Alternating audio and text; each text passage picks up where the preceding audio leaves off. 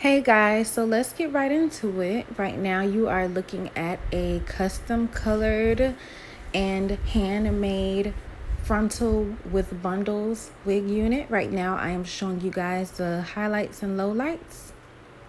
So here I'm showing you the inside of the cap. I use a black dome cap from the hair store, super durable, super stretchy. I use body wave hair, 3 bundles of 14-inch frontals, 16, 18, and 20-inch bundles. Right now I am cutting out the inside of the cap that's right underneath the frontal. You want to cut that out just so that you can have that complete scalp look, but you don't want to cut that out before you make the wig. That's the last thing that you want to cut off. And this frontal wig can be worn with or without glue.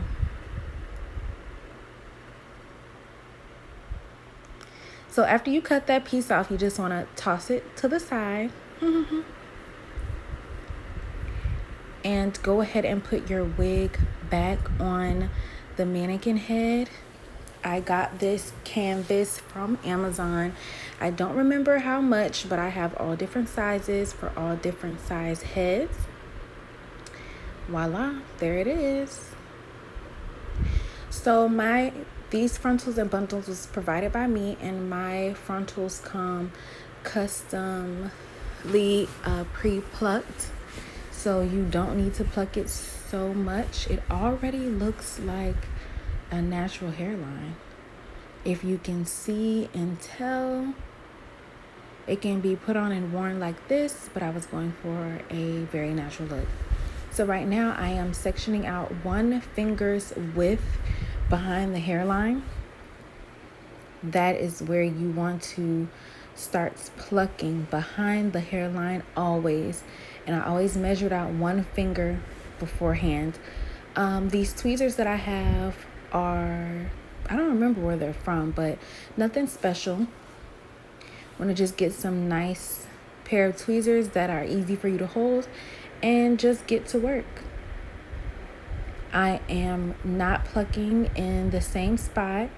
I know my hand is moving really fast, but it is moving in different spots in different areas. It's never in the same spot.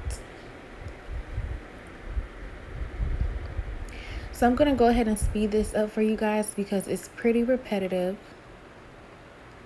It's very important that you tweeze behind the hairline at all times, because behind the hairline is where it will be the most bulkiest.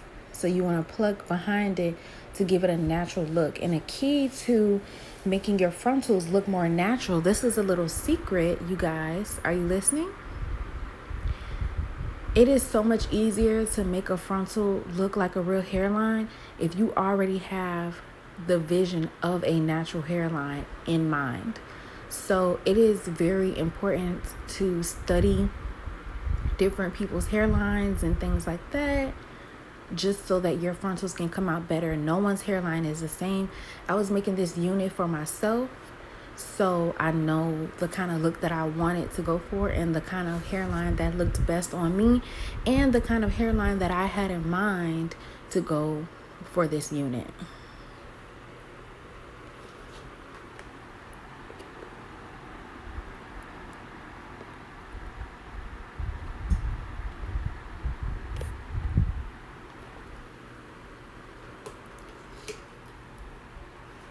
Just like Dory said, but my remix version, just keep plucking, just keep plucking, just keep plucking.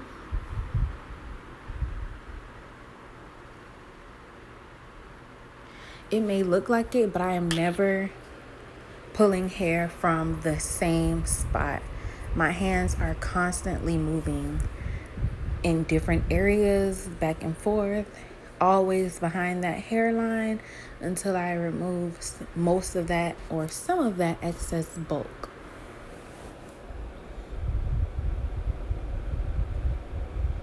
I have my little brother and sister helping me record. This is my first YouTube video, so I'm so excited. So we had a lot of commentary going on in the background, so they were helping me shoot this and record this. Shout out to Malik and Maraja.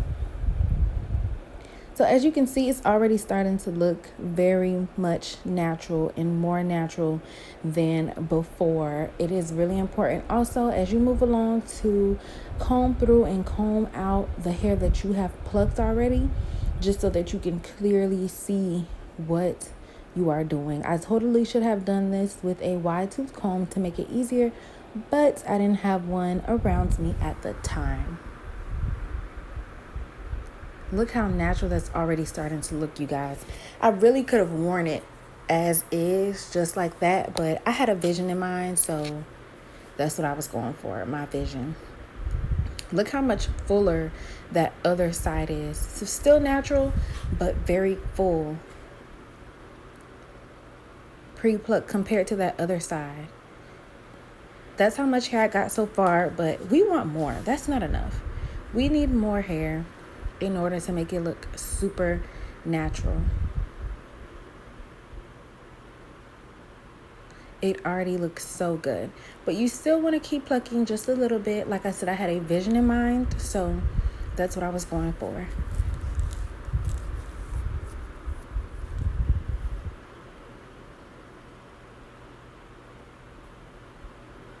I'm still kind of maintaining my sectioning that I did in the beginning, but I'm moving a little bit more back, so my sectionings aren't as neat, but I do this enough to know where I need to section off. And I'm constantly combing it back, combing that hair out of the way to see what I need to see. So now as I'm getting it more plucked behind the hairline, I'm blending that front hairline to the worst of back. And as you can see, I'm showing you once again the not plucked side versus the plucked side. And you can clearly see how much more natural it is looking.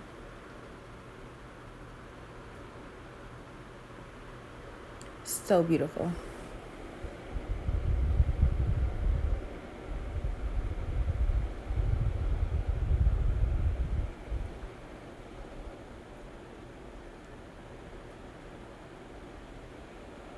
Yes, we like that amount, and that amount is pretty good.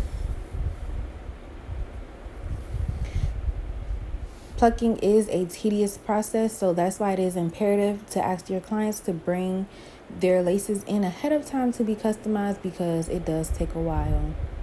Now, right now, I am sectioning out what I would like to be my baby hairs. I do like my baby hairs on the thinner side, so I do not pull out a lot of hair. Sometimes once I even section them out, I may even pluck a little bit more, but right now I didn't need to. So I'm going to show you how I use a razor to cut my baby hairs on one side and the scissors on the other side. So when I cut my baby hairs, I like to cut them kind of sort of against or opposite of the direction that I will be laying them, just so that they're not super even and uniform. The idea when it comes to laces is to make them look natural. And if you're going to have baby hairs, you want them to lay and look natural as well.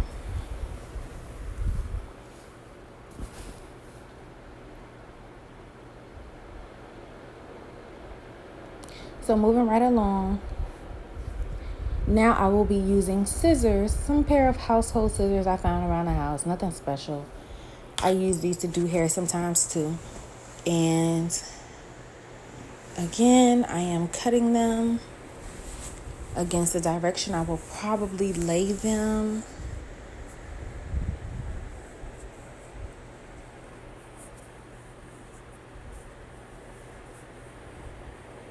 If you will not like baby hairs, I still recommend cutting baby hairs, even if you will not have baby hairs, just so that later on when it comes to reinstalling or anything, you already have them there. Or as it gets old, you can just easily lay it while it's on your head.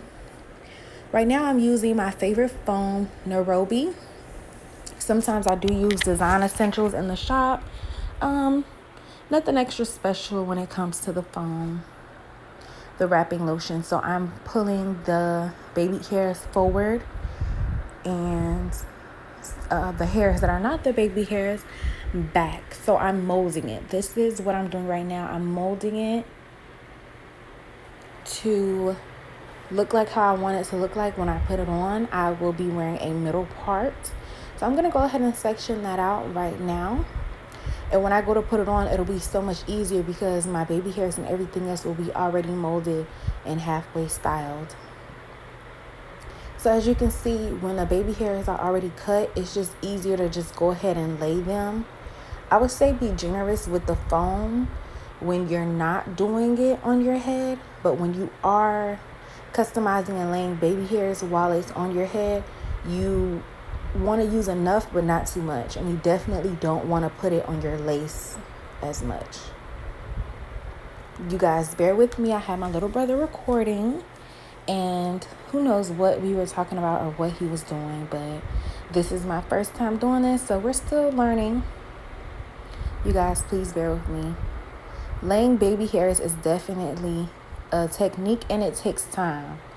I probably spend most of my time, maybe a good 5 minutes, really laying baby hairs perfectly.